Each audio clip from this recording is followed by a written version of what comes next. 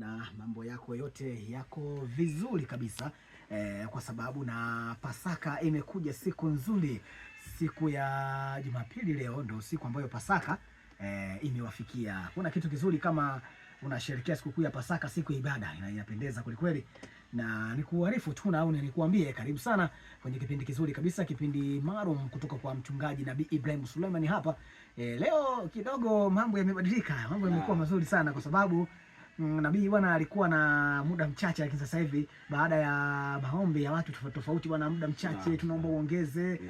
Nabii Ibrahim Suleiman amesikia hilo kwako msikilizaji, na ametoa nafasi kubwa. Leo tupo mpaka saa 4 kamili za usiku hapa. Kuanzia saa 3 na dakika 3 mimi nazungumza hapa na unguruma mpaka saa 4 kamili. Safi kabisa. Tuko hapa mchungaji Ibrahim Suleiman.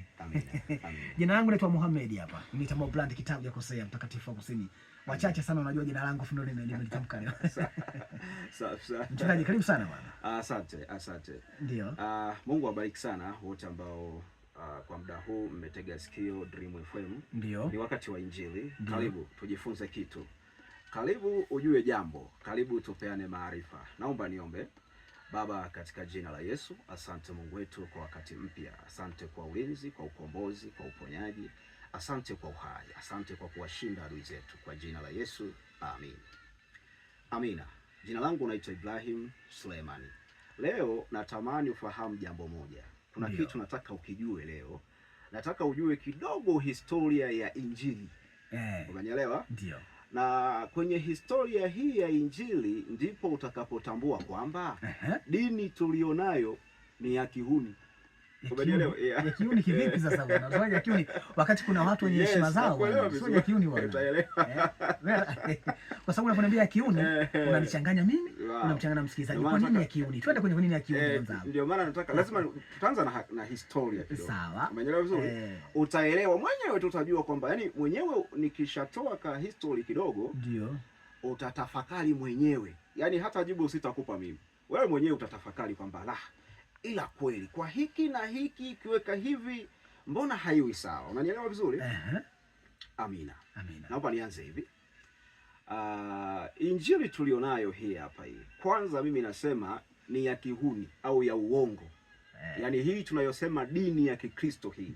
Ni dini ya uongo, sio dini ya Kristo Yesu. Ni dini ya mpinga Kristo. Umeelewa? Mimi nakwambia hivyo. Na maneno haya nayasema mwana wa Adamu aliyasema kwa mafumbo kiasi fulani. Alisema, mimi nikiondoka watakuja ama atakuja kama mwana kondoo nje, lakini ndani mbwa mwitu. Umeelewa? Ukitafuta haya maandiko msomi wa Biblia utayakuta. Sawa. Sasa mimi nianze hivi. Kwa nini nasema hii Injili ni ya kihuni? Kwa sababu hizi sasa zifuatazo. Ukianza mwanzo mpaka mwisho wa Torati. Umeelewa vizuri? Yaani Agano la Kale. Umeelewa? Mungu ndiye aliyetoa ramani ya hekalu kwa Musa wakiwa jangwani. Umeelewa vizuri? Na Mungu ndiye aliyetoa maelekezo kwa Musa zile sheria. Unanielewa vizuri? Wow. Na Musa akaziandika. Baada ya kwanza Mungu aliandika yeye kwenye mawe yale, kwenye zile mbao za mawe. Sawa.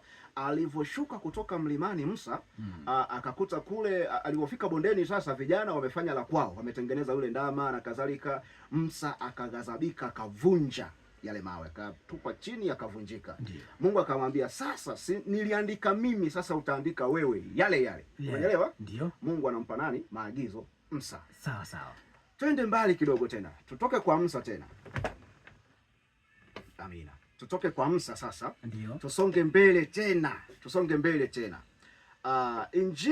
Injili hii tulionayo leo hii. Nabii wa mwisho kabla ya Yesu ni Yohana Mbatizaji. Alipewa maagizo na nani? Na Mungu. Umeelewa? Aya, na wanaopewa maagizo juu ya Yohana Mbatizaji ni baba yake Zakaria. Hapo unyo mnamwita Zakayo. Zakaria. Zakaria na Zakayo tofauti hapo. Tofauti. Mimi kajua Zakaria ndo Zakayo. Hapana, sijui lakini kwenye maandiko baba yake Yohana ni Zakaria. Umeelewa? Tumeanza na Musa wa kwanza na tunamaliza na Yohana ambaye ndo nabii wa mwisho. Baada ya nani? Baada ya Kristo Yesu. Umeelewa vizuri? Huyu Yohana maagizo kila anachokifanya juu ya kanisa anakitoa kwa Mungu.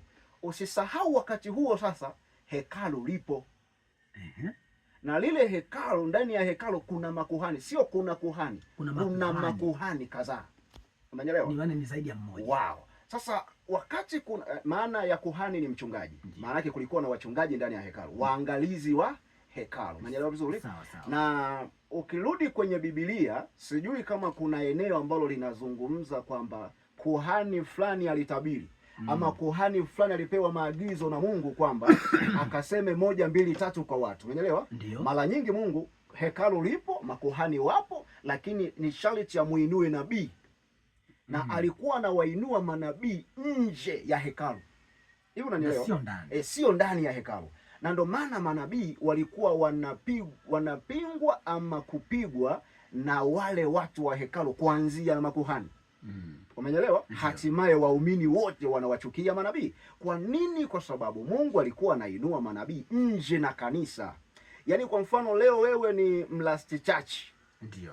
Sawa sawa una imani yako kule Last Church. Alafu anainuka mtu nje na Last Church. Anasema mimi ni nabii. Nyinyi Last Church mtamkataa mtu yule. Kwa nini? Kwa sababu hajatoka kwenye misingi yenu nyinyi. Yaani hamumjui. Na yamkini sasa mlikuwa mnamuona virabuni, mnamuona mnamuona anavuta bangi huyo mtu huyo. Alafu ghafla anainuliwa, mnaambiwa huyu ni nabii au anajitambulisha kwamba mimi ni nabii. Mtamkataa. Kwa nini? Kwa sababu nyinyi mko kanisani mkiamini ndiko Mungu aliko. Kumbe Mungu yuko mtaani. Na ndio maana sasa Mungu alikuwa anainua manabii kutoka mtaani. Isome Biblia, wale manabii wote wanaozungumziwa kwenye Biblia, asilimia kubwa walikuwa hawatoki hekaluni. Mungu alikuwa anawaokota huko, anawainua, alafu anawaambia nenda kaseme hiki kwa Waisraeli. Na ndio maana sasa Israeli ilikuwa inawapinga manabii kwa sababu wao wako hekaluni, ajaye kusema habari za Mungu ametoka mtaani. Unanielewa vizuri? Ndio.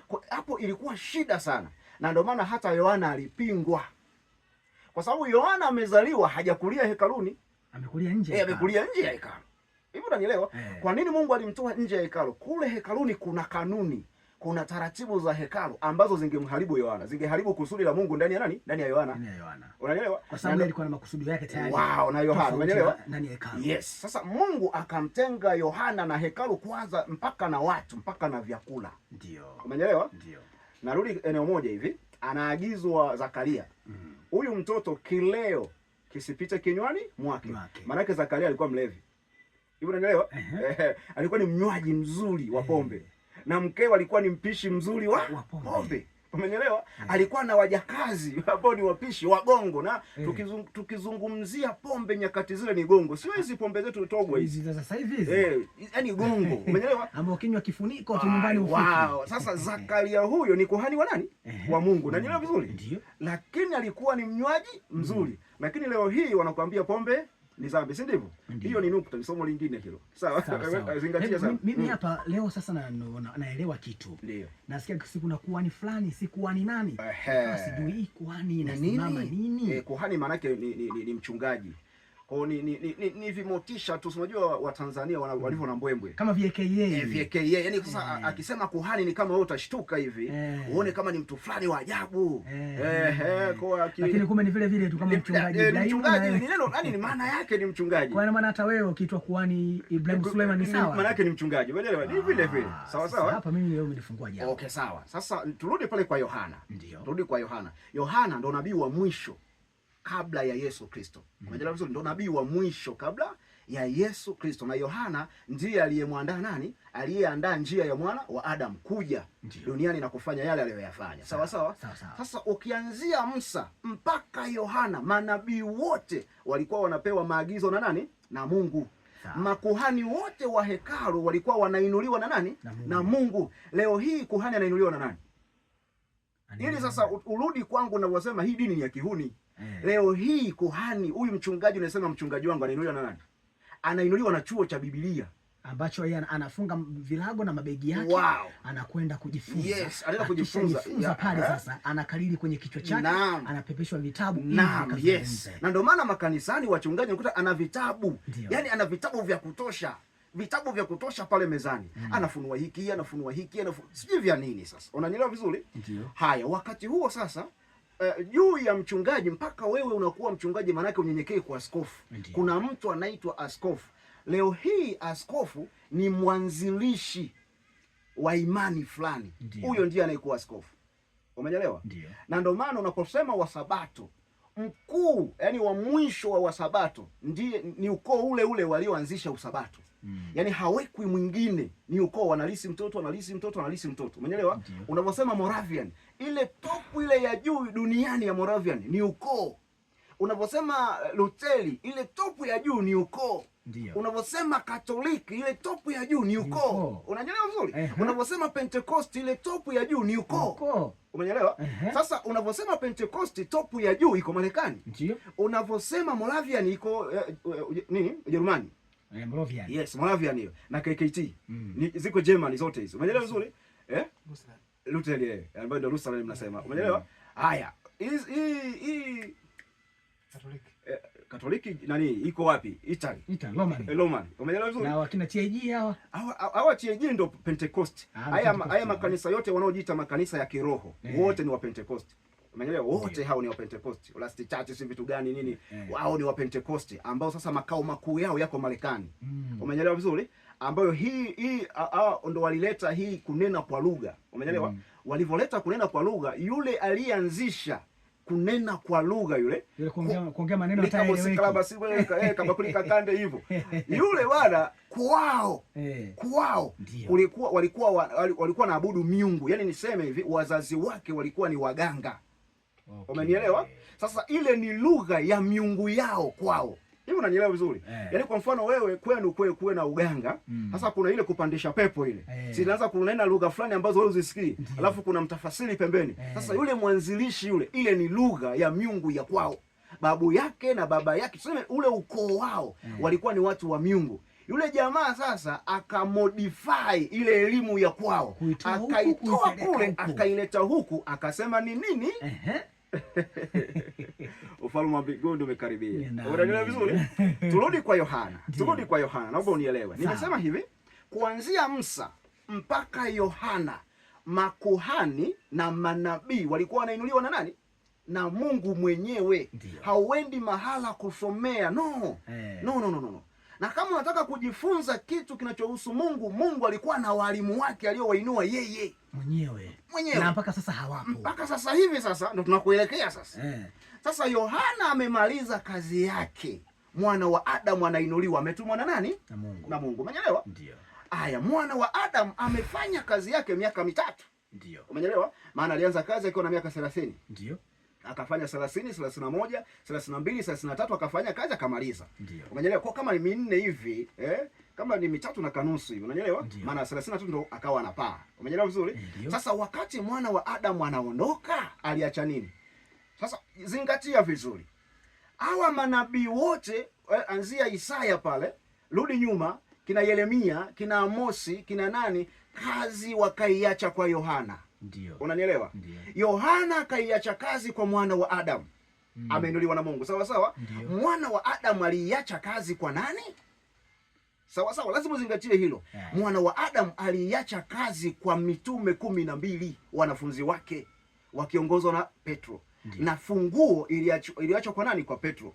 Ni nini maana ya neno utakalolifungua duniani mbinguni limefunguliwa? Maana yake Petro angesema uasherati kuanzia sasa sio dhambi na mbingu ingepokea. Ndio maana yake, ndio maana ya ufunguo. Na ndio maana ya kuwa mtumishi wa Mungu na kuwa msaada juu ya kanisa. Maana lazima uangalie ni nini kinalisumbua kanisa. Kile kitu inataka wewe ukae na Mungu sasa, kibarikiwe, kitakaswe, kisiwe shida kama mwana wa Adamu alivyofanya. Ndio. Mwana wa Adamu akatutoa kwenye ziki za sheria, akatuweka kwenye uhuru, kwamba ukinibeba mimi, hizi sheria zote ni za kwangu, hizo utazicheza unavyotaka. Hivi unanielewa sijui? Yaani nikisema tu watu watafuata. Yes. Sasa uiba sio dhambi, watu watafuata. Mimi si ndo nilisema usiibe? Sawa. Mimi ndo nasema iba. Hivi unanielewa? Na ndio maana sasa, kwa mfano nikupe mfano mdogo. Mfano mdogo tu. Wanaenda kuchukua punda sio yao. Wale jamaa wanapiga kile, vipi nyie mnaiba punda yetu? Hapana. Bwana ana haja nayo. Haja na punda. Hivi sentence tunamwambia nani leo? Mimi sikuelewi. Unanielewa? Sasa manake lile lilikuwa ni kosa. Manake wanaiba hawajamwambia yule jamaa. Yaani angalia, anamwambia hivi, kachukueni punda. Watakapowauliza mseme hivi. Sawa sawa? Wakaenda kuchukua punda, hawajaomba. Si ni wizi? Ni wizi. Au ni unyang'anyi, si ndivyo? Sasa maana yake sasa wale jamaa wanashtuka